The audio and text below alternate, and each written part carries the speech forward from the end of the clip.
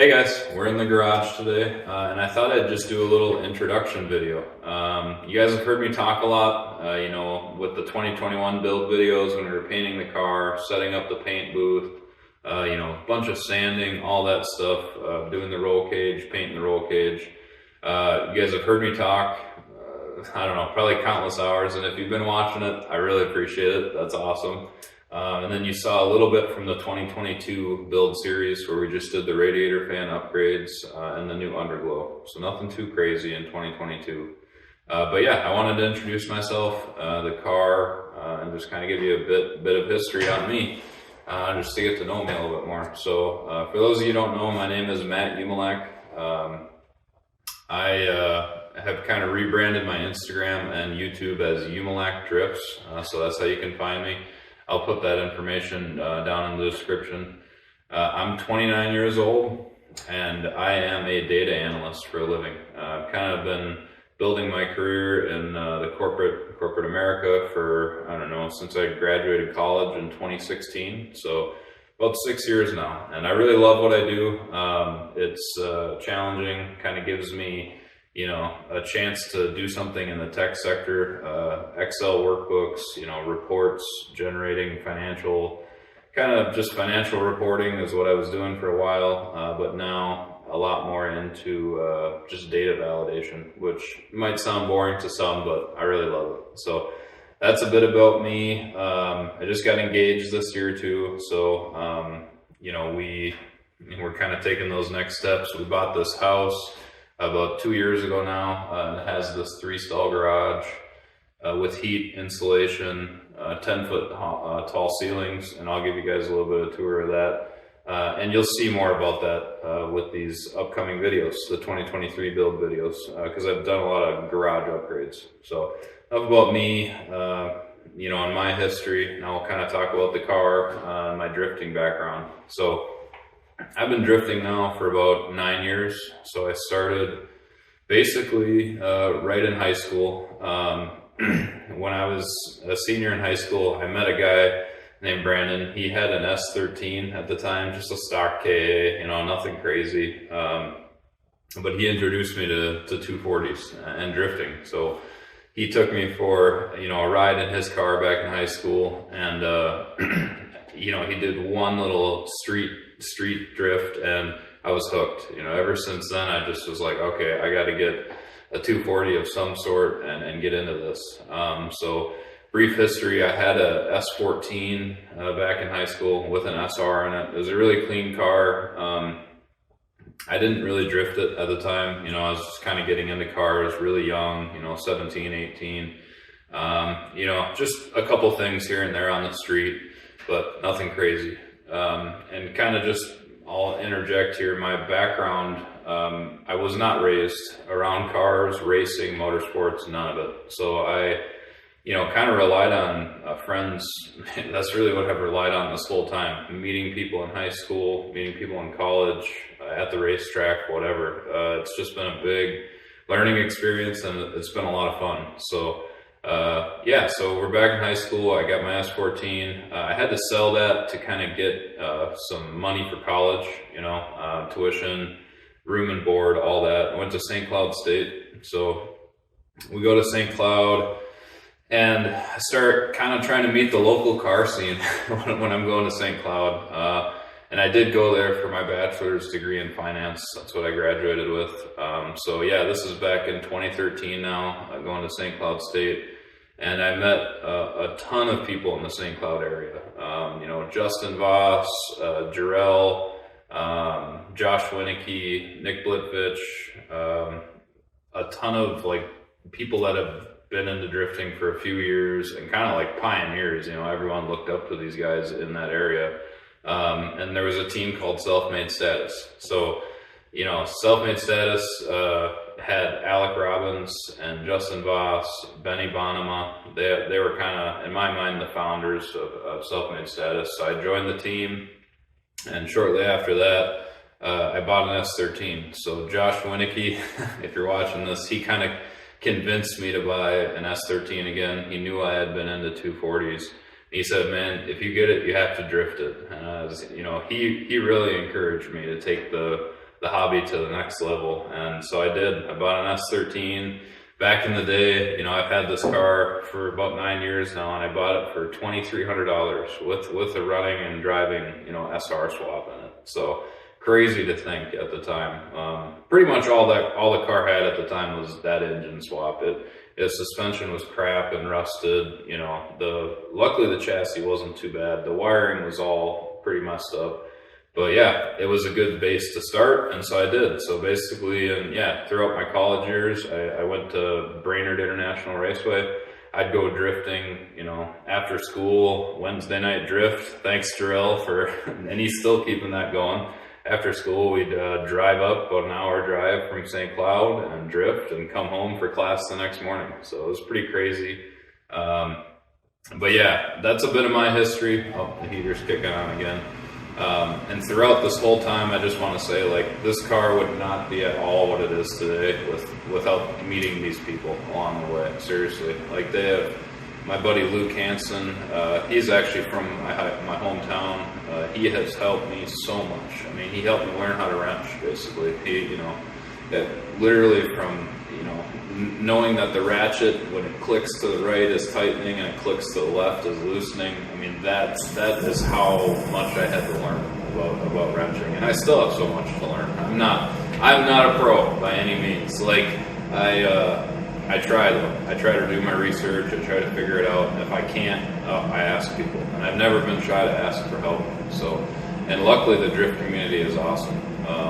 Seriously, I can't stress that enough. So anyway, all along the way, kind of graduated college, and I get an apartment, and you know, then reality sets in, like, hey, you know, if I want to continue this hobby, like, I have to get a house, get a garage, and kind of make this work, because, you know, my one stall garage at my apartment with no power. Landlords are kind of hounding you for doing car stuff that you're not supposed to be doing. I mean, we would be, you know, Luke Hansen would be helping me change out clutches and transmissions on the floor. I mean, there's no space to move around. It's a cave because there's no electricity. Like, I mean, we put in our time, you know, trying to make drifting work. I'd store my trailer, you know, at my uncle's house an hour away from my apartment, and we'd have to, you know, go get it every single time for events. And load up in you know, pull my trailer across from my apartment to the Cub Foods parking lot to load everything. Like, I've been there, I've done it all, and I'm very thankful to have this now. So fast forward 2020, we got the house. You guys have basically, if you've been following along, you've seen the build progress since, you know, from painting the car in this garage, doing the roll cage. I did have to bring the car to Luke Hansen's, to do the roll cage. It was just too much work to keep it here. He needed to have it at his place, so on weeknights he could really put in the hours, because, you know, he lives 45 minutes away. It just would have been too much to ask him to do that. So, but luckily, yeah, he got it done, and here it is today. So that's a bit about my history, my experience, who I am. And now stay tuned for 2023 announcements. So I'm going to do a separate video kind of detailing what's coming in 2023. And I hope you guys like it. It's exciting, and this, you know, last year was a pretty light year as far as upgrades go, but this year it's been fun. And yeah, I just can't wait to get back out there in 2023 and do some more drifting. Hey guys, so yeah, now that I've done enough talking about myself and my background and my history, I'll show you a quick tour of the garage, and then we will move over and take a look at the car. So this is my garage. So basically, we've got these cabinets, you know, perfect for keeping a bunch of fluids and other random things that you don't want out visible all the time. I'll go into much more detail on all this and probably a separate video. We got my new toolbox this year, so this is a, I believe it's a 41 inch. It's a 41 inch Husky. It's got the 2 rows and the hutch on the front. It's perfect. I love it. So far it's been more than I need, and I hope it has room to grow.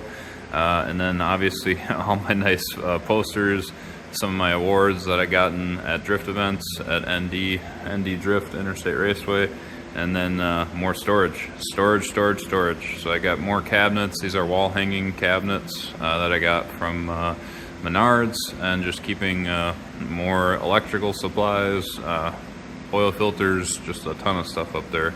And then the pegboard. So the pegboard's great for items that you want quick access to. And then my workbench. So this is kind of the cornerstone of anyone's workspace, is a nice big workbench. It's a 10 foot solid oak. I think it's oak anyway. Solid oak workbench that Kylie's, my partner's dad, Chuck, helped me put together. He's a woodworker. Did a fantastic job on this, and then we stained it. It's like a polyurethane. Got the vise, a big Wilton. I think it's a 6 or 7 inch Wilton vise. Hose reels everywhere. So we got the hose reel for the air. We got the hose reel for the electric right there. But yeah, compressor, nothing crazy. I'd like to upgrade this in the future, but 30 gallon. More storage for bolts, which you can also see in the middle of the pegboard, bolt and whatever else. And then the whiteboard, you always have to have a whiteboard and a to-do list. And then my part shelf. So this is if things are coming off the car, that's where it goes. So yeah, that's a brief tour of my garage as well as my tire racks. So that's pretty obvious. You got spare tires, my Milwaukee pack out, and yeah, that's about it. It's a pretty awesome garage, and it's been really good for working on this thing. So I basically dedicate the 2-stall portion of the garage to the Nissan, and then my partner parks her daily driver Honda Accord in there. But yeah, that's it. And then obviously my new tool cart. But I'll go into much more details about my garage in the future. But there she is, and obviously the heater's running in the corner. So yeah, I love it. All right, and then yeah, we'll take a tour of the car. Okay, we're back. So keep in mind, everything's dusty right now. We've been doing a lot of work, and you guys will see that in the build videos coming up. But it's basically an SR20 stock bottom end, stock head, but it was rebuilt in 2019. So I just checked compression, leak down, everything was great this year. So it's healthy to the best of my knowledge. It has 550cc Deschwerk injectors. It's got a T28 S15 ball bearing turbo. It's got the Z32 mass airflow sensor. Yeah, what else can I say about the engine? It's tuned by SRD, Sandbeck Race Development. They're the people that own the Fargo racetrack. So it made Interstate Raceway is the track name. It made about 280 wheel and 260 torque at 18 pounds of boost. So yeah, I'm very happy with it. You guys saw the radiator fans, these massive derail radiator fans, 2,000 CFM each, so it has really helped cool the car down. We painted the engine bay, and yeah, did a wire tuck, tried to keep everything looking as nice as I can under the bay. Obviously it's a Silvia front end, so this is not a legit Silvia. For those of you who are watching this, is that real? No, it's not a real Silvia. It's not right-hand drive, but it does. This is a 240SX in the US that comes with pop-ups, and just has a Silvia front conversion. Which, man, I don't even want to know how much money a Silvia front is these days. But yeah, walking around, it has a Part Shop Max angle kit. I've had this on here for about 8 years. It's treated me so well. Part Shop Max, basically the lower control arm tension rod combo right there, and then it bolts up to their. It's really dirty, but it's it's gold, and it's their super angle knuckles. And then I have Stance coilovers, and Stance has also treated me really well. Been in here just as long as the angle kit. And then just some GK Tech outer tie rods with the bump steer correction, and yeah, some Part Shop Max inners, I believe. So yeah, that's about it up here. I do have the Q45 big brake conversion up front, so it stops a bit better. And it is a coupe, obviously. It's a coupe. Going on the inside, new upgrade for this year, I just added the Street Faction heel plate. So keep my heel from burning. kind of got like a 2nd-degree burn at Shawano on my heel, because I mean, right where your heel is on the gas pedal there on the far right, that floorboard just gets so hot. So anyway, yep, so that's it. It's got a full Injuku roll cage. It's just their, you know, pre-cut roll cage that you have to do all the notching and obviously install and weld. Triple gauges. It's got also has the Part Shop Max. You know, I think it's voltage, oil temp, and something else on there. But I just installed this turbo timer this year too. So for those of you who have turbos, you know, you should really let the turbo cycle the oil before you shut it off. I tried to work my switches into the stock, you know, factory panel for all my radiator fans and LEDs and a USB port for charging, just to keep that street aesthetic in here. So yeah, that's about it. Inline hydro handbrake that you can see right there, and then it is on an Apexi Power FC, so that is the ECU controller right there, is the Apexi Power FC. And yep, stereo, I got all that still, climate control. I mean, no AC, but it does have heat and defrost and all that. So yeah, door cards, got my Sparco seat, and then I have a Corbeau passenger seat. So that's about it. Oh, and then firewall. You guys will see this a lot more detail about this in the 2023 build video, but shout out to Dane from Cloud Culture. He built me this firewall in the rear, so now we are legal for more comp events, and yeah, it should just be a bit more of a safety feature. Working our way around. I'm not going to go into too much detail with this. You guys will see all the videos. It's got the True Focus Fab bash bars, both front and rear. Truck's kind of a mess right now. Got some stuff in here, but yeah, it's that street vibe. That's all I try to retain. So I got my stereo for nice music bumping as we go, and then big old Suburban truck battery, Chevy Suburban truck battery. But yeah, wiring is okay. I'd like to redo it in the future, but you know, for right now, I think it's pretty neat and clean for my standards. But yeah, there she is. And then the whole body kit's off right now because we're doing a bunch of work on it. But yeah, it has, obviously, its rear bumper is hanging up back here. Side skirts are over there, and then the over fenders are tucked behind that thing on the wall there. So it's not any kind of fancy body kit. I think it's like a Origin type something knockoff, but I really like it. It's aggressive, and it gives the car a nice look. So yeah, that's it. And again, can't reiterate enough, please stay tuned for the announcement video. So I'm going to be doing a separate video, as I mentioned, to kind of announce my 2023 plans. And there's some cool info in there. So please stay tuned, and thanks for watching Umalac Drifts. I really appreciate it, and can't wait to show you guys more of my style of video, which is just showing you the work and the cool stuff that's been going on with the car. So thanks for watching, and hopefully you like it. And if you do, please subscribe and like and comment and all that good stuff. So thanks again, guys, and have a good one. Bye.